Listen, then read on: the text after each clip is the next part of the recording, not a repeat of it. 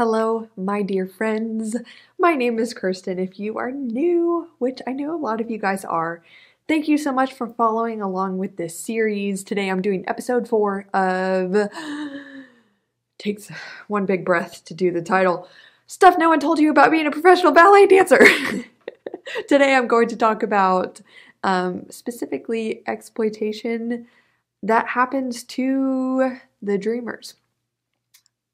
And before I get into that, I just want to say that it's been kind of at first encouraging and shocking that these past couple of videos have been some of the most popular I've done in a long time.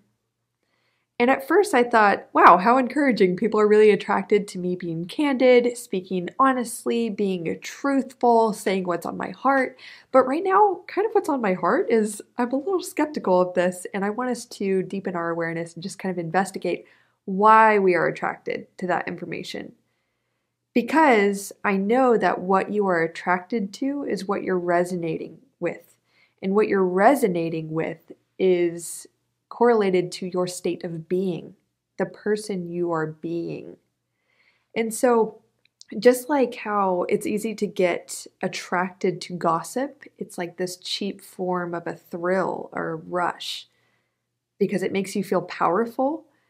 Whoever resonates with gossip has something to work on in their state of being, okay? Because it says something about them. So I just want us all to examine why we're attracted to this information. If it's simply to feel validated for some pain that you've gone through, please, I want you to feel validated. I want to validate your experience. That's part of why I'm making this series. But notice that at the end of every video, I'm calling us higher. I'm calling us to rise up and resonate with a solution and adjust our state of... Okay, sorry, I just thought I almost lost the recording. I want us to adjust our state of being so that we are a part of the solution, that we are rising above. We are knowing that we can be a part of the reality shift. Reality is only what we perceive it to be. It is not absolute truth. So I don't believe in accepting the brokenness of this dance world as absolute truth. Rather, I want to rise above, take a bigger picture perspective, talk about solutions, say, no, it doesn't have to be that way. Yes, this might have happened to you, but it could also be happening for you. Some of the greatest pain I've gone through in my experience as a dancer has happened for me. It has awakened me to the pain that I want to help other people through. It has awakened me to who I'm called to be, the light I'm called to shine in the dance world and in the darkness, rather than to resonate with the darkness and accept that that's all it will be. Okay? So stay tuned to the end of every video, be a part of that solution, and examine why you're resonating with this material. That's all I wanted to say in my intro. That was a very long one, but I really needed to say that. I almost made a whole video about it. In fact, I just sat down and talked to the camera for like 11 minutes about this, but alas, I'm just going to make it an intro to this subject. So let's get on with the exploitation. I'm going to mention just a couple bullet points first of some different types of exploitation that happen in the dance world, because you know, whenever you are desperate for something, for example, a dancer who's desperate for a contract, you make yourself susceptible to people who prey upon your desperation. So first and foremost, I'm just gonna release an early solution. Release your desperation to have a contract. If you truly want it with your whole heart and know that that is a fulfillment of your purpose on this earth to be a professional ballet dancer, do it. But know that you can achieve that without being absolutely desperate for it. You don't need that contract to be a whole person or to live a successful life or to make your existence worthwhile on this planet, okay? You don't need it. If you want it, great. But let that healthy desire fuel you rather than desperation. So that's my first thing. Of course, you're still going to come across some of this exploitation, but the information I'm going to provide you and some solutions toward the end will hopefully help you not be a victim to it. And yeah, find some ways around this. But anyway, so first thing, I want to talk about other than financial exploitation is that, and I've talked about this before, many dancers, specifically female dancers, are asked to be in a trainee position or second company, even an apprentice position, for no pay. They comprise the corps de ballet positions of classical ballets, the ones that make these companies the most money, yet they're not paid. Next thing I want to talk about is something that came up in the comments. Someone was asking if I would address exploitation of people of color in the ballet industry. Of course, I will give you a little taste on that. I've seen a dancer of color be used for promotional images, videos, whatever, for a particular performance, and I've seen the dancers of color be featured to promote this image of the company that they are diverse, they are relevant, they are inclusive, like they are up on the times. But then what happens? This doesn't happen all the time, but sometimes those dancers who are used for the promotional images for like principal roles, it makes it look like they're going to be the principal dancer. They're either put into a smaller role, they're kind of in the backdrop, or they're not in the show or in the piece at all. They were just used for the promotional material. If that's not exploitation, I don't know what the heck is. Next thing, I've experienced this one a lot.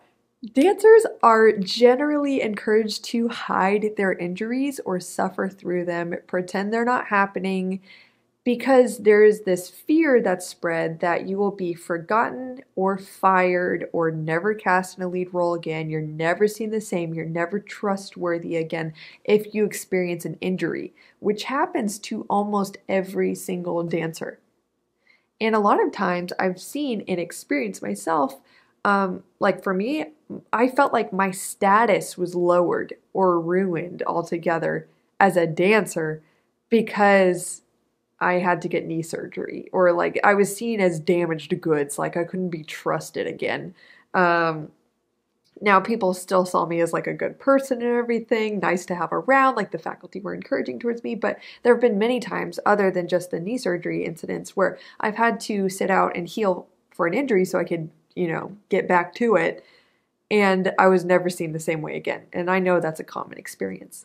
Next thing is that I've seen, speaking of marketing, promotion, whatever, a recent trend is that companies will really showcase the personal stories of dancers through video or whatever in order to attract more donors. Because if there can be that kind of human connection where people know whose lives they're benefiting from sharing their money, then they're more likely to donate. So I've seen these dancers who have a particularly inspiring story be used by the company to promote the company's image and financial well-being, yet those dancers aren't treated very well, or they're fired without much notice, not much longer after their story has been used and dried up.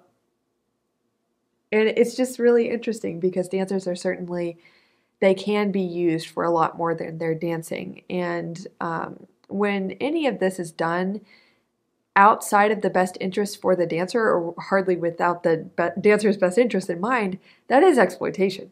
So that's kind of discouraging. I've seen it happen. The next thing I've seen, and this is the last one I'll mention before I go into financial exploitation, is that particularly in academies, definitely in some companies, there are certain dancers who find out pretty early on in the year that their contract will not be renewed. So they need to go audition, right? They need to go get another job if they want to keep dancing professionally. So they need to be gone some weekends or travel to go audition for other companies, to get a job.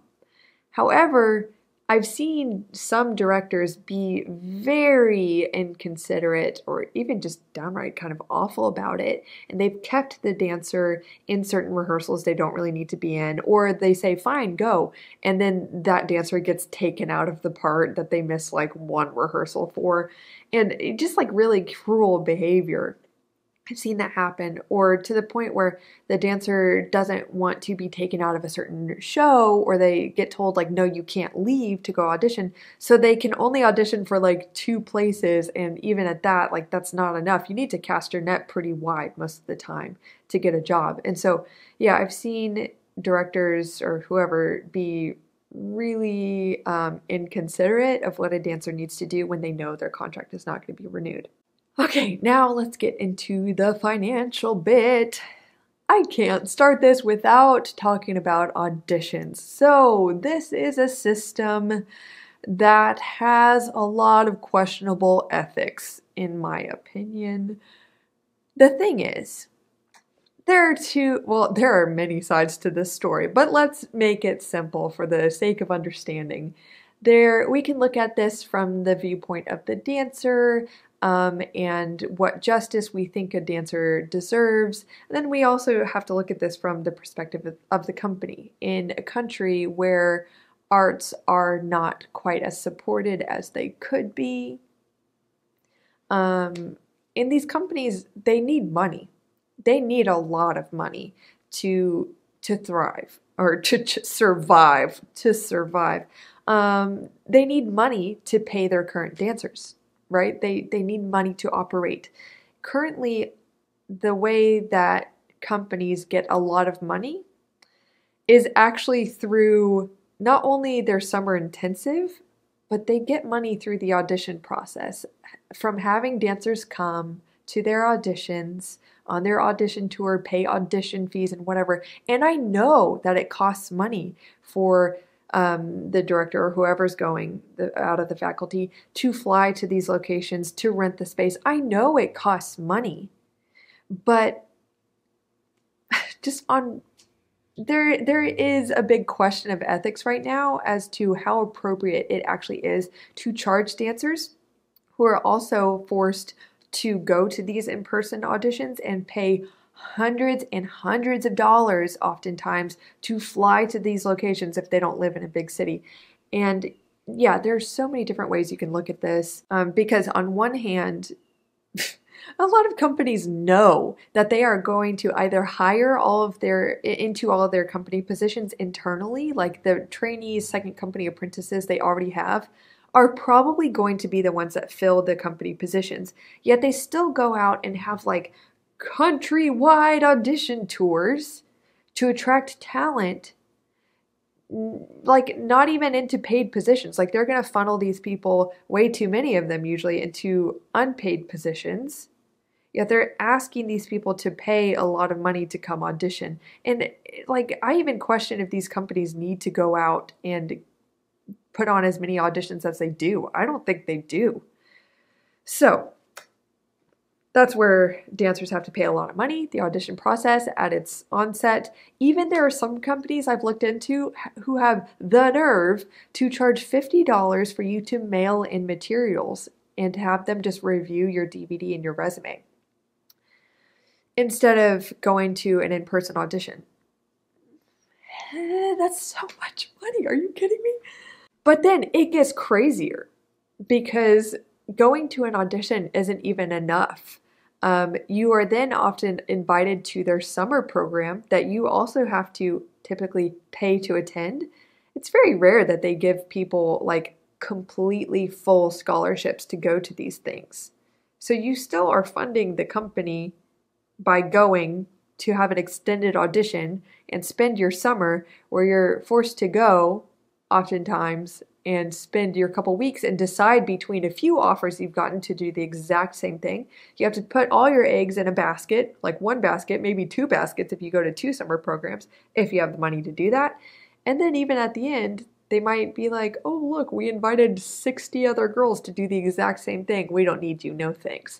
And so it's like a lot of companies don't seem to take their consideration of specific dancers really seriously. It's a money-making opportunity for them. Now, I do want to acknowledge that some companies, like I think Washington Ballet, yes, Julie Kent, have waived audition fees for dancers because they have also started to question the ethics of this. Then there are also some auditions, I think particularly AGMA companies will sometimes waive the audition fee for dancers who are either already in a professional company or they are a part of a AGMA company, as in they're like union dancers. But that's very few of us. Even so, those company dancers would probably get a company class audition rather than having to go to the cattle call auditions. So not only do you have to spend, like, if you really are taking this audition thing seriously, it is usually a process that is extended over months and months, requiring possibly thousands of dollars, a lot of your life, a lot of your time and energy to have your contract be a big toss-up. You might not even get it. And if you do, it's a good chance you'll be asked to work for free for 1 to 2 or 3 years.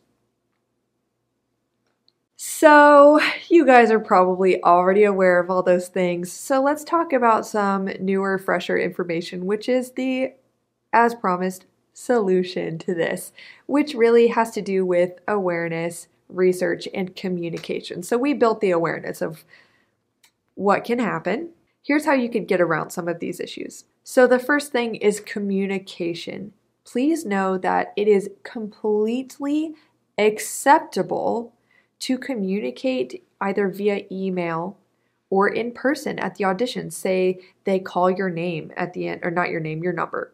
So it happens a lot at cattle call auditions where they will keep just a few people at the end. They'll call your number, they'll talk to the group and be like, hey, we're interested in you guys, blah, blah, blah. They might even have a little interview, maybe, usually not. It's okay to stick around and ask them a question or a few questions. Or it's okay if you go to an audition, they don't call anyone's number, but then afterwards you get an email saying that you're accepted to the summer program, that they want you to go to be considered, whatever. Send an email back or try to get the email of one of the faculty of the company. This is okay. I mean, if you handle it professionally and appropriately. So you can ask them about what positions are open, what kind of positions are open, how many. Do they expect to fill these positions internally? How likely is it that they will pick several dancers from the summer intensive? If so, for what kind of positions? You know, for these kind of questions. You can also ask about what kind of dancers they're looking for. You know, appreciate their interest and whatever, but just ask a couple questions, like what kind of a dancer are you really looking for? Are there positions for tall dancers, short dancers, whatever it is that you're looking for, or whatever kind of dancer you are? It is okay to communicate. In fact, it can save you a lot of time and money.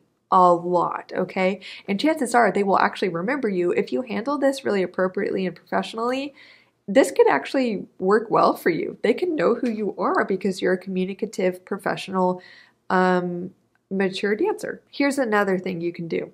You can also, when you get that email saying, come to our 6-week summer program or whatever, it could be 3 weeks, whatever it is okay to email and just ask very politely if it is possible for you to come for a shorter amount of time during the summer program. Say that you're really taking this seriously, you really want to be considered, but either you have financial constraints or you're also being considered by another company and you want to audition for both.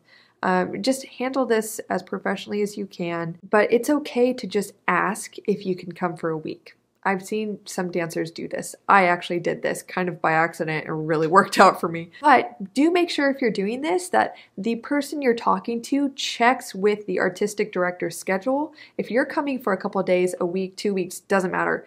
Ask and make sure, will the artistic director be there? Or when will they be present during the summer intensive to be looking for dancers to hire? Okay, because I've known dancers who have checked, they've gone out, whatever, then the artistic director isn't there. They're out guest teaching or something. Then they're never really considered, so it's just a hot mess. So do check. The next thing is research. So you've communicated, now you do your research. First, go on the website. If you're offered to go to their summer intensive, or you're even just considering, will you even audition for a certain company? Research not only the images and videos that are present online of the company dancers that are part of this company you're interested in, look at their bios. What are their training backgrounds? How similar are you really to the dancers? Can you really see yourself fitting in? Now, this is not a time for you to get really insecure and feel like, oh my gosh, they all look so good. I'll never, I should just not try. There's no chance. This isn't for the purpose of building up your insecurities. It's just to get an objective view of the dancers' training styles, what kind of rep they do, what the aesthetic of the company is. Are they a tall company, a short company? Do your best to just like really see if you would fit in. Because a lot of times, a director's choice isn't personal. It's not even 100% about your skill level. It's about your aesthetic. Will you blend in with the company? Okay. So do check in there. Okay. The next part of research is something that you really need to be considerate about. So if you have a contact who dances for the company, if you have a friend in the company, or you know someone who knows someone, it's okay to reach out and ask if you could just ask them a couple questions so that you could determine if you should audition.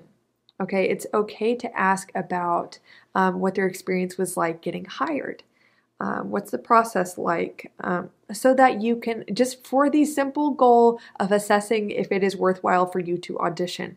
This is not a space for you, unless you are really close with this person, this is not a space for you to ask how to get hired, how to increase your chances, because I have gotten a lot of messages like this when I was with Oklahoma City Ballet. Particularly, I got these messages when I was super injured and people knew I was injured. I'd post about this on Facebook. I'd still get these freaking messages like, hey, Kirsten, hope you're doing well. And then blah, blah, blah. Like, here's a book of all my questions. And basically, how do I get your position? And I'm like, F you, mate, like, are you kidding me? They're so inconsiderate because basically how it reads is, hey, I'm trying to get your job. How do I get your job?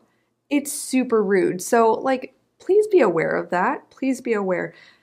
Anyone in the company knows what you're going through, but that's just not considerate. So just ask about the process, ask a few simple questions, ask their permission if it's okay, if they'd be open to answering these questions, respect their time, and if you can do anything back for them, do it back, return the kindness, okay? They're really helping you out. So the last thing is that you need to have a reason when you're approaching your decisions about how you will approach auditions.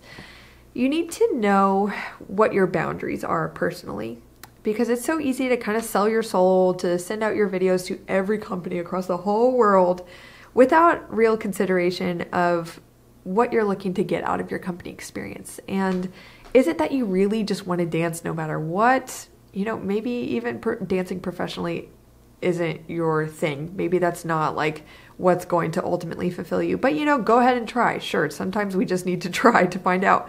But just consider if a certain company that you're interested in has a rep that you would be interested in doing, if all this is worth it to you, if it's worth it to move to a town that you don't want to live in, just assess all of this, because you don't want to be bitter once you go down the road and realize that you've compromised on all of your desires or any boundaries that you might have had subconsciously. You just need to make sure that you're assessing what is worth it for you, because you can dance anywhere for free or very little money. You don't have to get paid to do it, because chances are if you're trying to get paid to do it, you won't for a while. It's going to take a while to get paid. And so there are many ways to be happy as a dancer, and being a professional dancer it's not the only way. I say that all the time. It's not the only way. So you have to assess what's worth it for you. So ultimately, you need to make informed choices about what you're getting into, so that you know that you are owning your choice to go into that, okay? And when you own your choice, you cannot be entitled to a certain outcome, and you cannot label yourself as a victim to anything that happens to you. You have chosen to enter into this, and you will be better for it. You can use anything that happens for your personal growth and benefit, okay? Even if it teaches you what you don't want to be a part of. Especially if you go into a summer intensive as an extended audition, I have seen so many dancers, and I have been like this at times, who go and they feel so entitled to a certain experience. You have to know what you're getting into. There are probably going to be a lot of other dancers there auditioning for this job, and they are there to get one thing out of that experience, which is a contract. It's okay if that's your sole focus, but it cannot be your only focus. You can still go and go for that contract, but determine for yourself that you will have an enriching experience. Just because you're auditioning and trying to become a professional or reinforce the idea that you're a professional doesn't mean you can't also be a student.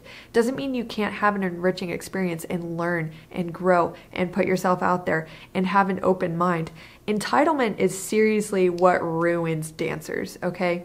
And especially lack of gratitude for the opportunity that you have to learn to grow, even in this broken system, okay? You have to go and suspend your thoughts and your belief that this is maybe not okay. You're consciously entering into this, and you will only rise above it and be successful no matter what if you have to let go of your entitlement. You have to let go of your expectations and expand your idea of what an enriching experience is. Chances are that will actually get you noticed, that energy, that perspective, that maturity that you have will get noticed, and it will especially help you have a less stressful experience. Because, there are going to be a lot of other dancers there who quickly get into a bad attitude. They feel discarded, discouraged, not seen, like there's no chance for them. And that's understandable, but you will stand out, you will rise above if you create a mindset in which there is no losing. There is no losing in this situation. No matter what, you are getting better, you are becoming more of the person you aspire to be, and you are chasing your dreams, okay? Even in this broken world, you are chasing your dreams. So create a mindset in which there is no losing. And just in conclusion, I do want to just acknowledge that if you're going into a summer program this summer, this is where a lot of dancers crack, and they have really miserable experiences, kind of like what I was alluding to. And as you might know, you probably heard me talking about, in my one-on-one work with dancers as a mindset and transition coach, I help them identify and resolve their fear-based perceptions of themselves and their abilities so that they can actually embrace their potential, fulfill that potential, and have satisfaction in what they're doing. Because really it's that satisfaction a lot of times that makes you shine as an artist. And coaching, it's not just for people who want to cope, it's for people who are ready to become their best. So if that's you, if you are going into, especially if you're auditioning for companies this summer, I know how stressful that can be. This is really a great time to master your mindset and really get equipped to do your best. Have a great, fruitful summer. So don't hesitate to reach out if you would benefit from my coaching services. I'd be happy to talk. Otherwise, you will catch me next week with a new episode, maybe of the series. Let me know if you want me to continue the series or start talking about something else. I'd like to hear your opinion. Other than that, have a blessed day, and I'll see you soon. Bye.